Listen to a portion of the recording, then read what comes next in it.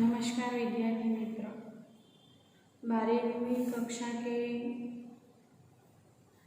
हिंदी विषय में आप सभी का हार्दिक स्वागत करती हूँ। आप सभी सर्वकुशल होंगे। आज हम आपके पाठ्य पुस्तक में 11वीं कविता जो बीत गई सो बात गई कविता के शब्दों से ही हमें विद्यार्थी मित्रों पता चलता है कि भूले बिसरे को भुलाना ही ठीक है, जो बीत गया है उसे याद नहीं करना है। यह काव्य हम सभी सुपरस्टार अमिताभ बच्चन को जानते हैं। उन्हीं के पिताजी श्री हरिवंश राय बच्चन, इन्होंने यह कविता लिखी है। तो हम आज पढ़ेंगे जो बीत गई सो बात गई। जन्म सन 1907 और मृत्यु सन 2023। हरिवंश राय बच्चन हालावादी कवि। उनका जन्म उत्तर प्रदेश के इलाहाबाद में हुआ था। उन्होंने इलाहाबाद विश्वविद्यालय से अंग्रेजी में एमए तथा कैम्ब्रिज विश्वविद्यालय से पीएचडी की उपाधि प्राप्त की। इलाहाबाद में ही वे अध्यापक के रूप में नियुक्त हुए। तब उनकी ख्याति भारत भर में फैल चुकी थी। उन्होंने आकाशवाणी में हिंदुस्तान प्रोड्यूसर के रूप में कार्य किया। भारत सरकार के विदेश मंत्रालय से विशेषाधिकार पद को भी उन्होंने शोभान्वित किया। बच्चन जी ने अभ्युदय पत्रिका के संपादन के रूप में कार्य किया है। तो आप ध्यान में रखना कि हरिवंश राय बच्चन अमिताभ बच्चन जी के पिताश्री, उन्होंने हालावाद के प्रवर्तन का श्रेय बच्चन जी को ही जाता है। उन्होंने राग विरागी मस्ती और विषाद के कवि हैं। उन्होंने विश्व साहित्य के कुछ अमर ग्रंथों का भी प्रामाणिक अनुवाद किया है, जिनकी मुख्य प्रमुख जो विश्वविख्यात हुई है वो देखते हैं कि उन्होंने कौन से काव्य संग्रह लिखे हैं। मधुशाला, मधुबाला,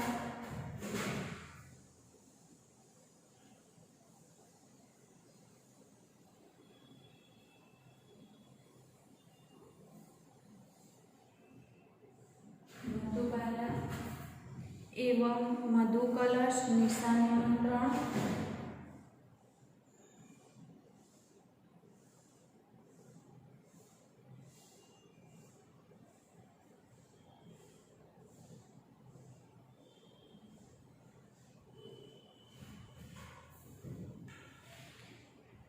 एवं मिलन यामिनी, शतरंगिनी,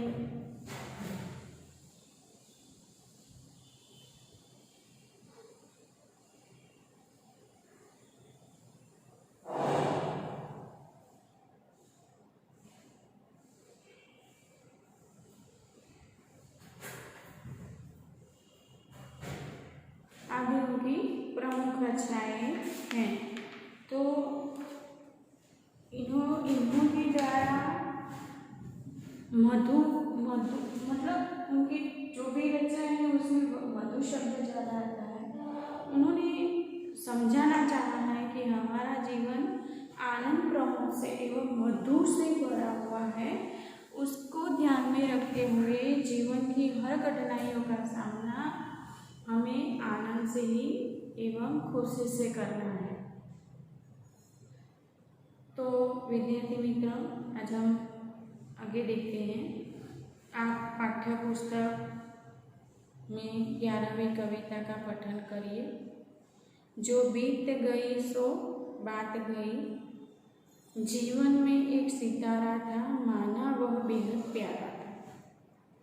उन्होंने कुछ ऐसे उदाहरण हमारे सामने प्रस्तुत किए हैं जो निर्जीव है, लेकिन किंतु उसके द्वारा हमें यह समझाने का प्रयत्न किया है कि जो हमारे जीवन में बीत चुका है उसे भूल जाना सही है, कि जो घटित हो चुका है वो बात पूरी हो गई है, उसे दोबारा याद नहीं करना है।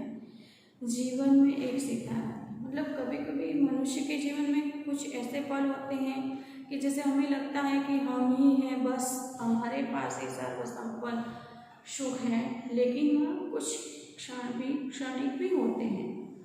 तो लेखक ने समझाना चाहा कि जीवन में एक सितारा था, माना वह बहुत प्यारा था। कुछ ऐसे पल थे जो हमें बहुत प्यारे थे, वह डूब गया तो डूब गया, अंबर के आनंद को देखो।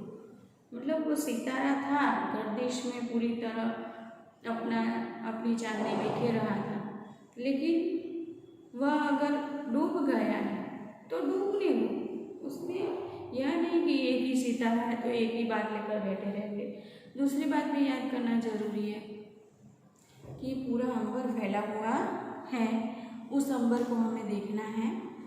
कितने इसके तारे टूटे, कितने इसके प्यारे छूटे, जो छूट गए फिर कहाँ मिले, पर बोलो टूटे तारों पर कब अंबर शोक मनाता है, जो बीत गई सो बात। आकाश में अनंत तारे, कितने असंख्य करोड़ों ग्रह, नक्षत्र, उपग्रह, छोटे बड़े तारे, सूर्य, चंद्र, कितने सितारे हैं। तो आकाश में कई बार ऐसा होता है कि कई तारे टूट जाते हैं, उसके आकाश के पास से कितने प्यारे उसके छूट जाते हैं। लेकिन पर आप बोलो कि अगर उसमें से कोई तारा टूट गया, उससे उसके सितारे छूट गए, तो अंबर कब सोगा?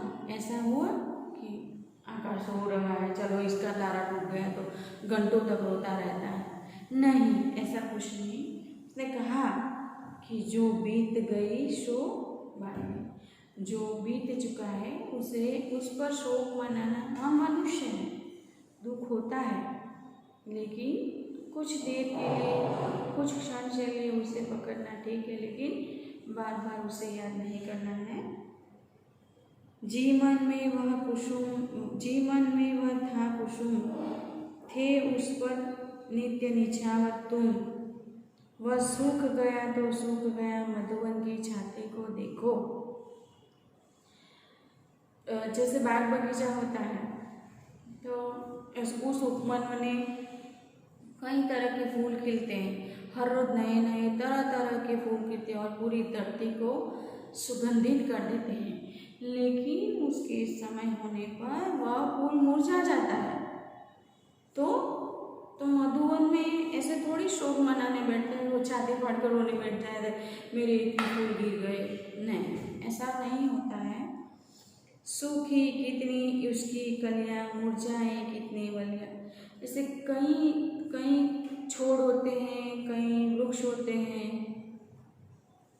कितनी बार सूख जाते हैं, उसमें से कई वलरियाँ, कई कलियां टूट जाती हैं, कई बेल सूख जाती है, जो मुरझाए फिर कहाँ खिले। ऐसा तो होता नहीं है कि जो फूल मुरझा गया, गिर गया, दोबारा नया हो तो फिर से तो होता नहीं है।